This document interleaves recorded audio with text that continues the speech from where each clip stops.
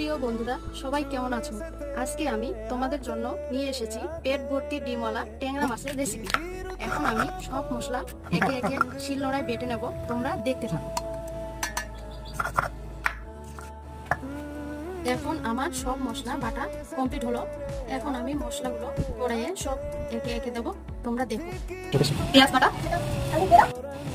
রসুন বাটা, শুকনো লঙ্কা বাটা, জিরা আদা বাটা, লবণ, হলুদ গুঁড়ো, তেল, কাঁচা লঙ্কা। এখন আমি সব মশলাগুলো ও মাছগুলো একসঙ্গে কড়াইয়ের মধ্যে ম্যারিনেট করে নেব।